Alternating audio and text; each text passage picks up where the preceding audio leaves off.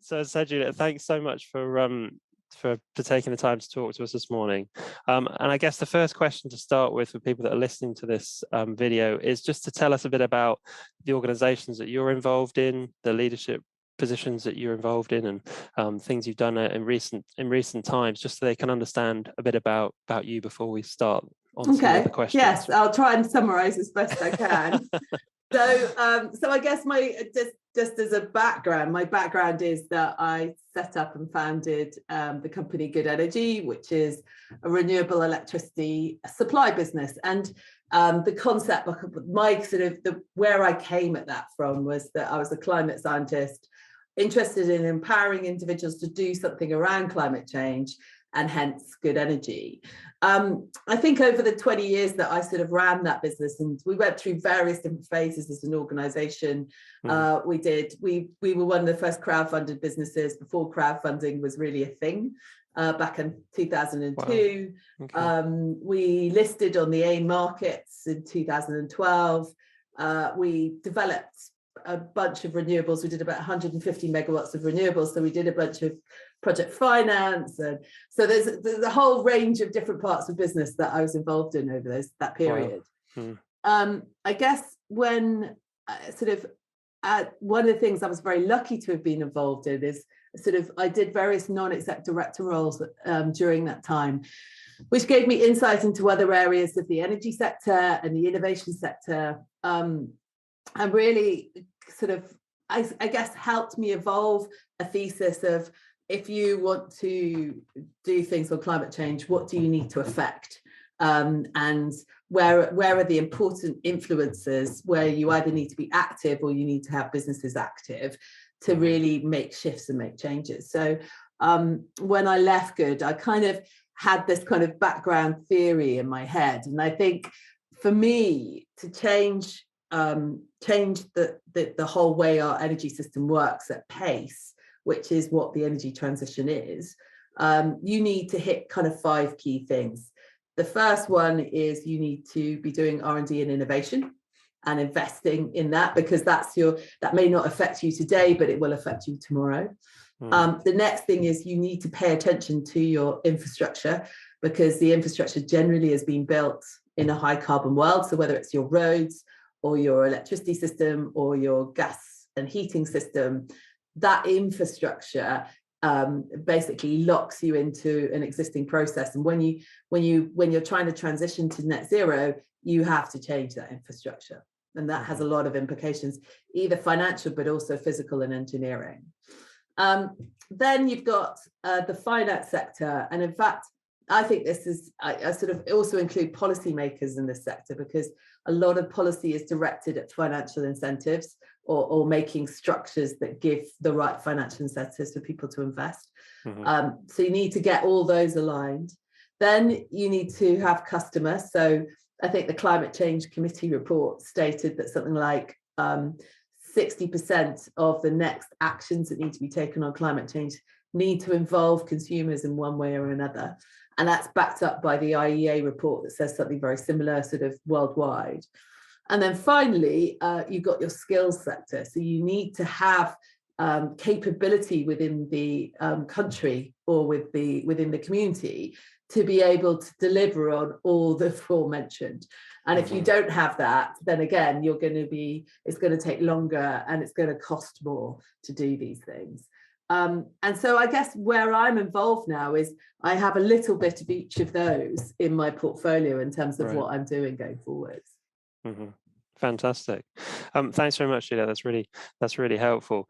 And I think, the nenext question, maybe certainly started to answer this already, in the sense of, with those businesses, where does the sort of climate emergency, where does the ecological emergency fit? It sounds like your thesis of where to focus is centered on that. Is that the case? That is right. So one of the things I've been doing for the last 4 years, I've literally just stepped down, is working with Innovate UK, which is the innovation agency in the UK. And I guess my mantra on the board of that has been around energy transition and diversity inclusion. So those are my 2 kind of key pushes. And I'm not suggesting that it was down to me, but we now have an R&D and innovation strategy around net zero for the first time in the UK. The spend on R&D and innovation in the UK in this sector, in climate change and on energy transition, has been minimal in comparison to some of the industries like pharmaceutical, aerospace, or automotive. And so we're beginning to see that shift. So that's been really important. I now also sit on the board of something called the BGF, British Growth Fund, which I sit on an advisory board advising them on climate change and innovation, the innovation sector. And they invest in innovation companies as well as growth companies. And that's quite interesting. So beginning to see lots of new innovations coming through, actually from energy through to food, the food system, thinking about climate impact in the food system, and agriculture. And so my role there is to try and help them consider what universities are doing, what's likely to be, what are going to be the next ideas, what are the next trends, and what interesting companies are there in that space. So that's really interesting. I enjoy that. Then on infrastructure, so one of the companies I'm working with on infrastructure is something called Connected Curb, which is an EV infrastructure play. So that's about essentially investing in curbside EV infrastructure for overnight charging for people who park on road rather than on drive. So that's a lot of working with local authorities, so we can begin to provide that infrastructure for people who live in inner cities, basically. Right. Wow. Okay. Sounds like you're incredibly busy in it. And as you say, it's sort of focused around this sustainability question, or the sort of climate change and ecological emergency, these questions. So in all this, the variety of work that you do, and it sounds like you're very busy, lots of things that you're doing fantastic things with. But what would you say being a good leader was in those situations? How do you kind of understand yourself in those places? So somebody's recently asked me this question, and actually what's quite interesting is how do you create good fellowship? So you kind of turn the question around, is if you're sitting there and you want somebody to lead you, what does it look like, and how do you create a space where people want to follow where you're taking them? And I think my experience of being a leader over 20 years is one, you need to know yourself quite well. I think you continue to invest in yourself. You mustn't forget that. So quite often I think leaders look after their teams, whether they're investing in them from a skills point of view, or whether they're supporting them and managing them from a performance point of view. And then I guess leaders' job is to look forward and think about from a strategic point of view. Quite often we don't spend enough time looking at ourselves and what our skill sets are and what we need to improve. So self-awareness, I think, is quite important as a leader. I think being able to be both empathetic and incisive, as well as forward-looking. It's quite complicated, actually, as a process, being a leader, because I've seen brilliant leaders who are very good at investing in their teams, and really they live to make sure that their teams are doing well, are performing, are evolving and growing. And that's brilliant. And that's a particular type of leadership. But at the same time, if you're leading a company, you need to be looking very strategically. You need to be looking very outward. And I think quite often so you need to be thinking about what's the next risk coming towards the company. How do I manage that? How do I plan for that? How do I invest in that?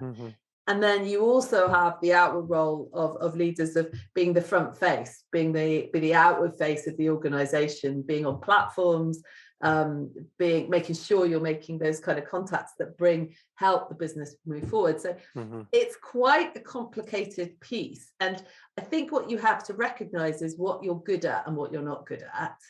And then you need to think about a leadership team where you compensate for the pieces that you're not so good at. So I was always very strategic, because I guess that's how I came into the sector, in a sense. I was always quite good at looking forward and watching risk and understanding the risk sort of thing, quite good at sort of outward facing. I struggled more with the inward facing, but I think part of that was because I spent so much time outward facing, that trying to do the inward facing thing can be quite hard, because it takes a long time. To invest in people and look after people, it can be quite hard work. So I think it's really, you're never done as a leader. You continue to evolve always. I hope that I do. I'm going through a different leadership phase now. But I think continue to invest in yourself. And also, if you're growing with the company will change and have different requirements as it grows up. So a company with 5 people in it, you don't need an internal comms team, because you can talk to each other. A company with 500 people in it, suddenly your internal comms becomes extremely important to make sure everybody's on the same page and moving forwards. Great, thank you.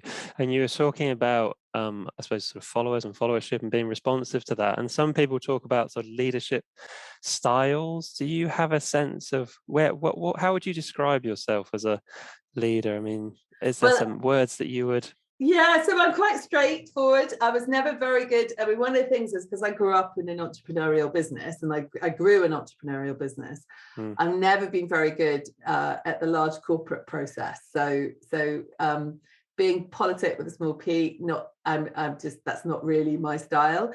Okay. And actually, one of the books, there's a book called Radical Candor. I don't know whether you've ever come across it. And it describes 4 types of leadership, and I'm going to try and remember them. Okay. One is obnoxious aggression. So that's where well, you can see, I mean, you come in, you tell people what to do, you possibly embarrass people in front of other people, you're quite open with your criticism, but potentially with your praise as well. So you're quite a big character. That's a very extroverted type approach to leadership. And we've tended to reward that in our society, because we tend to reward extrovert leaders. So obnoxious aggression is obviously, I mean, there are some elements of extroverted leadership that are very positive, but not always, is the answer. And then there's something they call it ruinous empathy. So that you empathize almost too much with your team, such that you never hold them to account. Until you ask them to leave because they're performing so badly. Right. So ruinous empathy is when somebody comes in and tells you all their woes, and you're sympathetic and you're empathetic, but actually, if it starts to affect what they're doing and their output, at some point, you basically allow them to believe it's okay not to deliver.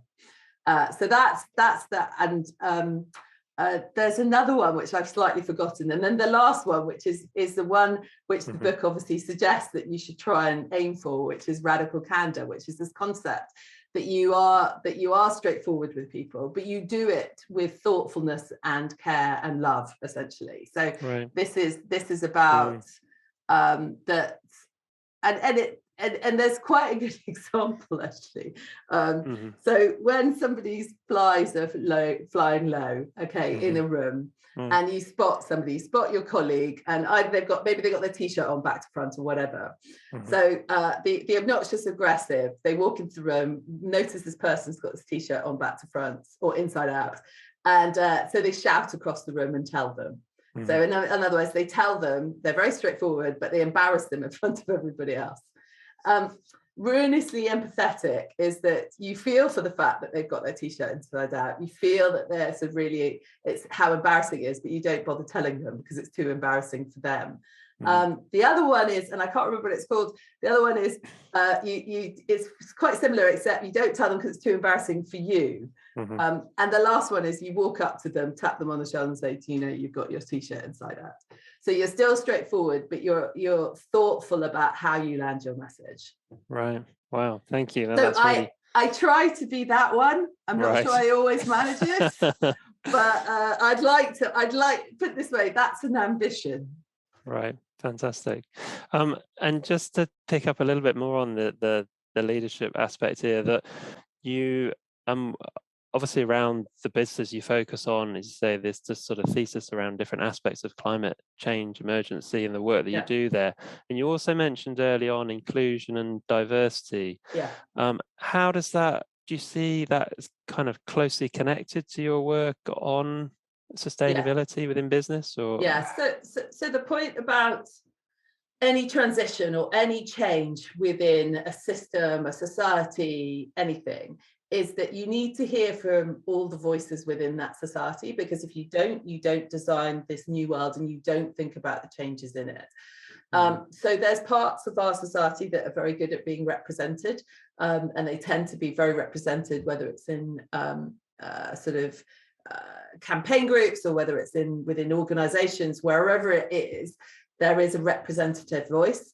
However, there are also huge swathes of groups within our society that aren't represented. And so therefore, having an inclusion discussion on being able to have more people within an organization, so that you do have different points of view. I mean, I remember talking to, so there's a brilliant woman who runs something called STEMettes, and I listened to her talk at an event, Hay Festival, and she started with the story about how when they originally designing the seatbelts, they had an all-male engineering team, and so they decided to figure out all the stats and the design around an average man with an average male height. Now, obviously, women still aren't as tall as men, and aren't as heavy as men, generally, not always the case, but generally. And so the original seatbelts used to kill women. Right. And that's an obvious design flaw, I would suggest, in a seatbelt, which you're obviously purporting safety. And I think what we don't want to do is create any own goals in this energy transition. And also the other thing is that I think my experience is you get much more creative thinking, you get much better challenge, because if everybody's similar, you get worried about saying something stupid. You get something, I think people who look similar get worried about saying something out of line. And that's not, I'm not suggesting it's sort of a bunch of men. It's also a bunch of women can also get sort of stuck in that same sort of wordlessness. Whereas I think if you get a sort of exchange of women and men of different ages and different backgrounds, you do get a different conversation. You get a more honest conversation. And therefore, as a group, you can be much more effective. Right. Thank you very much. And the work that we're doing, the project that we're working on, is looking particularly, this is why we're obviously speaking to you about leaders who work uncompromisingly for sustainability in business. And I suppose I just wanted to pick up on that a bit now.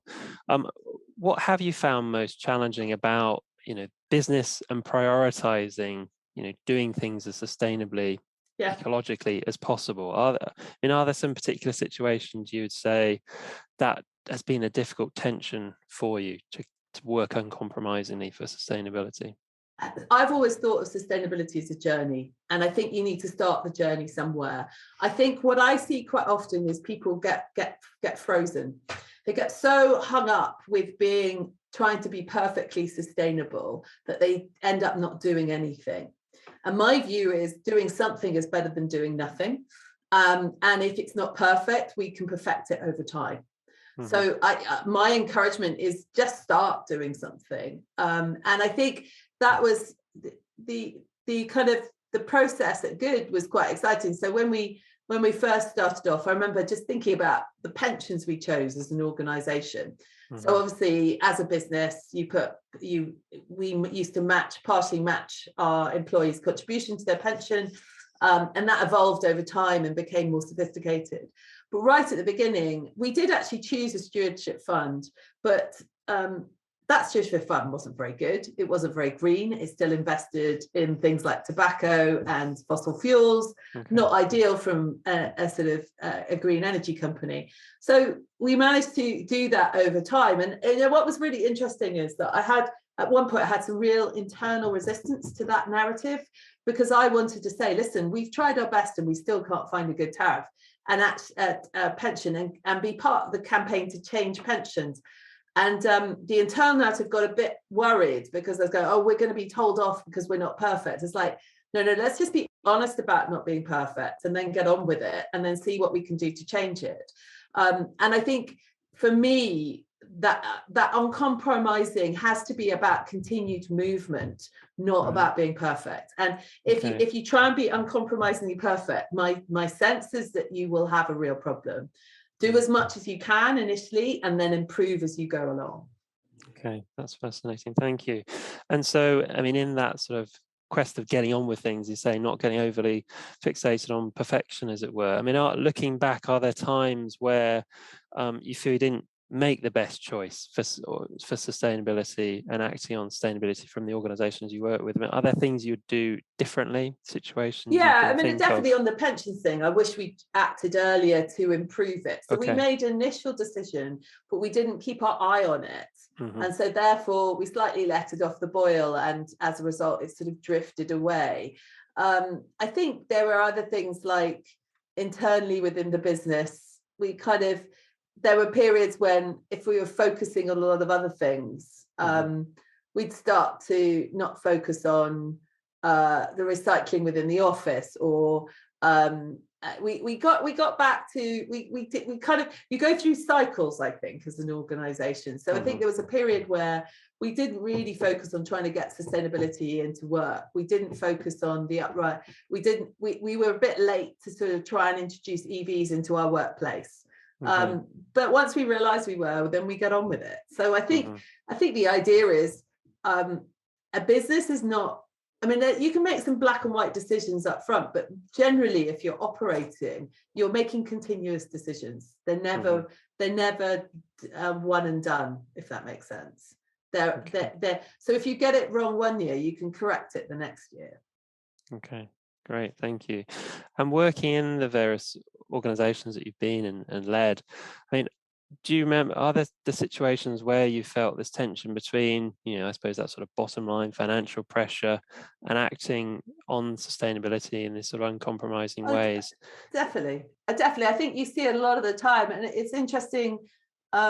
You have to, because there are still a lot of people who've been brought up in a world where you minimize costs and you maximize profit, and that is the only piece. And what they forget is that what's interesting is it depends on how you want to put that value. But one of the ways you can consider the value of the triple bottom line is in brand. And that you can begin to have a conversation with, if you have a sort of slightly uncompromising finance team, which you can come across quite often, or a commercial team. I mean, the number of times I would get a new FD into the business and they try and strip out all the green credentials of the business. It's like, no, that is the brand. You won't have any customers if you don't do that. So and it's a really interesting debate. And what I found fascinating is that when new people came into the business, how long it took for them to get that. I mean, I think because they'd grown up somewhere else in another type of business, they just didn't believe it to begin with. And that I was probably I was underestimated how long it took to actually introduce people with that kind of aspect. And sometimes you bring cynicism into a business as well. So people are cynical because they think that's an intelligent approach. So quite often you get financial cynicism. And it's interesting because I think we've rewarded that over time. So that's a conflict you tend to have, is between the finance teams, maybe the commercial teams. Oh, we've got to sell cheaper. The sales teams always want to sell cheaper, just so you know. I mean, I'm sure it's obvious, but they really do. And so they will always tell you it has to be cheaper. It's like, well, maybe you need to sell a little better. So there is that constant tension within the business itself as well. Right. Fascinating. Thank you very much. And I know when I was preparing for this interview, I understand that you're in the process of putting a book together, which picks up on people doing things differently.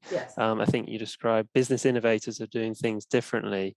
Are there some things there, building on the conversation that we've just been having about doing things differently, business is unusual? What sort of things are coming out in your work around the book about these innovators? What kind of things are you noticing from what they do? What are they doing as leaders? I think the book's called The Green Startup. It's going to be out in October. And I think what it does is some of the pieces. So I've done a bunch of interviews with a lot of people I've worked with over the last 20 years. And I think one of the things, there was a really interesting interview that was actually really heartwarming. So it was with a design company who I got introduced to really early on at Good Energy. And this design company called Leap, he specializes, Matt, the guy who runs it, specialized in knowing everything there is about inks and paper. So he knew every recycled paper, what kind of recycled paper, how you recycled it, where it came from. He knew all about the inks, the metal contents, how you clean up inks, how you make sure that they don't poison people, etc. So it's fascinating. And so we actually worked together early stages at Good to do a lot of the design work, and he consulted to us all on our paper and took us through all of those. Now, he was quite a small company based out of Cornwall at the time, and we weren't massive, but we I guess we were a bit bigger. And by hiring him, he then went on to do work for people like the National Trust, because he could get a recommendation from us. We were of a scale that the National Trust would then, we were actually National Trust energy partner at the time, I think. National Trust therefore trusted us, so they trusted him. So I think what's interesting is it's not just about doing it within your own office, so making sure all my paper's recycled. It's actually, who have I chosen, and how can I help them go forward and influence other people's choices as well, not just my own. And that, I think, for me, was the real eye-opener in doing the book, is that this is not just about your actions, it's about the impact your actions have on businesses that are supporting, and that can then go and influence everybody else. Yeah, I mean, and also in preparing for the interview, I noticed some of the things you mentioned in public press and things before around, taking a sort of systems approach, a long-term view. That's also part of your sort of leadership view, is it? And how you see these relationships with others, like you mentioned with Alan there, and developing things. Is that important for you as well? Yeah, I mean, I guess energy, you work in a system, and I think everything actually works in a system. So when you start seeing pressure, so today we're looking at the world where Ukraine is under siege from Russia, the potential impacts on the fertilizer industry, on the food industry, on the energy industry, and you see that impacts everything. I mean, it's not just me as an energy company or the farmer down the road trying to buy his fertilizer. It is at every single stage of our society. And I think quite often we don't, when businesses set up, they might just go, oh, well, I'm just interested in this bit, so I'm just producing this bit. But actually, you're part of a whole system. You are part of a whole system, whether you like it or not. And I think kind of being able to do that systems thinking and understand where my impact is, because although I can buy this thing, what does that mean in another country? How have I impacted with another country? And we're getting better at that. And I think the environmental, social, governance kind of investment, ESG kind of investment structures are helping us. But I think it's really important for leaders to be thinking system wide. And it's not just in terms of your environmental impact and your sustainability, it's also in terms of your risk. Because if you understand the system you operate in, you understand the risks on your business from future price shocks or whatever, you understand how to kind of try and insulate yourselves from that. So, for example, today, one of the ways that businesses can reduce their impact, that the future price shock impact of energy prices, is by investing in energy efficiency and putting solar panels on their roofs. It's just very simple. And so it's that might not be your main business, but that can help you reduce your risk and improve your sustainability going forwards. That's great, thank you. And I suppose we started to think a little bit bigger picture, as it were. And so I just want to sort of spend the rest of the interview just picking up on some of those sort of bigger picture questions around sustainability. So thinking about debates, looking back, I suppose COP in Glasgow was a few months ago now, but coming out of that, looking forward, I mean, what's exciting you about what's going on in businesses around their potential to address environmental emergency?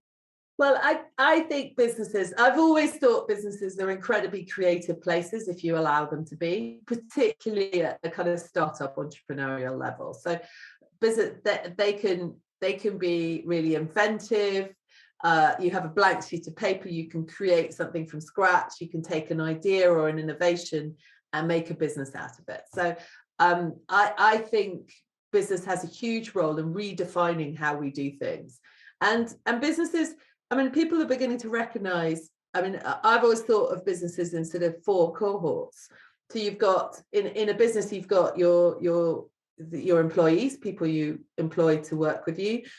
You've got your customers, you've got your investors, and I've got what I've always called future holders. That's the kind of the people who will be impacted by what you do in the future. And when you run a business, my view is you balance those. That's your job as a CEO, is to balance. So, for example, if you're pricing a product, there you're constantly managing how much are you paying your employees and looking after your employees, how much are you charging your customers, and how much return are you giving to your shareholders. So that's the constant sort of balance that you're holding between those. And I think we're beginning to see that balance shift. I mean, we know now to attract employees in this country, it is really tough. And so you need to think very hard about how you look after your employees and what your employee package is. We know that customers are going through a really tough time in terms of cost of living. So we've now got to think about, well, how can we help those customers reduce their costs and actually be helpful to them? And then investors are, I mean, there are a lot of investors who want to invest in things and want to do ESG, but they're finding that tough as well to find good projects. So again, is how do we take them on a journey and make sure that they feel confident for the long term, that the balance between the 3 is going to be balanced. And then my future holders is really the purpose of the business. It's like, what am I trying to do? And I'm making sure that I prioritize them enough. Okay.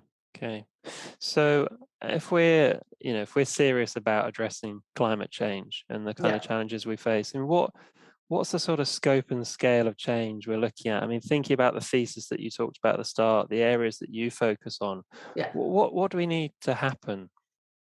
So I think the first thing if we start in innovation, we need to be seeing significant improvements and efficiency improvements in energy efficiency and efficiency measures, heating systems and heating capability, particularly in the UK, because we have a housing stock that's behind everyone else, to move away from fossil. So that is a big challenge in the UK, not just the UK, but the whole of Europe and the rest of the world. So heating is a big challenge in Northern Europe, in the northern part of the world. Obviously, when you get to warming, cooling is another big challenge. So those two, the technologies and techniques, that's where I think we should be investing money in that area.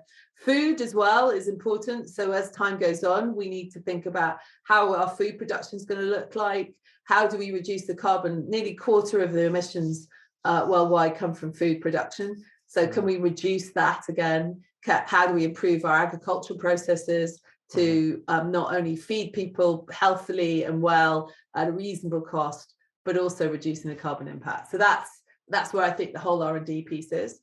And then in terms of infrastructure, so our electrical infrastructure will have to expand, particularly in the UK with electrification. We're going to be adding a lot more renewables onto the system. We're going to need investment in flexibility and storage and interconnectability between different countries. So our electrical cable system is going to have to be upgraded significantly.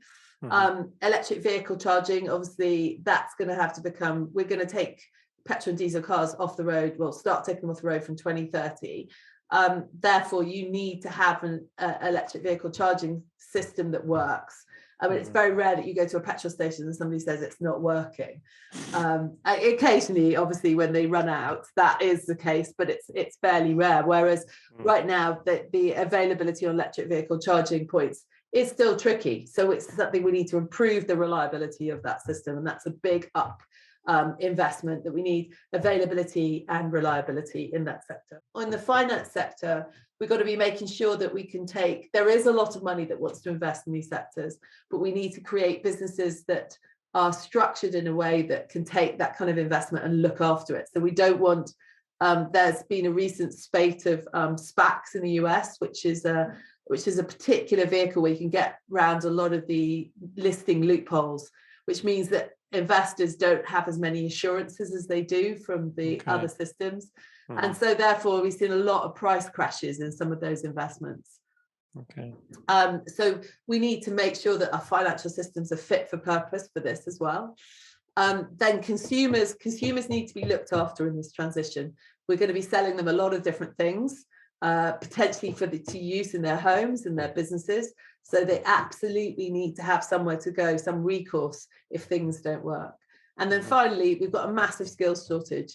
We need more. We need more of everything, but definitely more capability in project management, engineering, STEM, management generally, to be able to deliver this level of peace. And so I work with the Energy Institute, which is the representation of the energy sector. We need to make the energy sector more attractive for people graduates to want to go work in. Great, thank you very much. So those are the main questions I wanted to ask. I mean, obviously, thanks so much for taking the time to speak with us. Before we kind of finish up the interview, was there anything else you wanted to say, something that you had maybe hadn't got a chance to mention? Yeah, so what I haven't done is I haven't touched on politics, and obviously politics plays quite a large part in this. And part of my life is spent trying to avoid politics, partially because I get so frustrated with the utter rubbish that's sometimes spoken. And so that is something you can't forget. And the role in leadership, part of your role, particularly as an energy company, and I spent a lot of time working with government. There are parts of government that are incredibly effective, very dedicated people who work really hard to try and make this country run and is moving to net zero. The politics quite often gets in the way.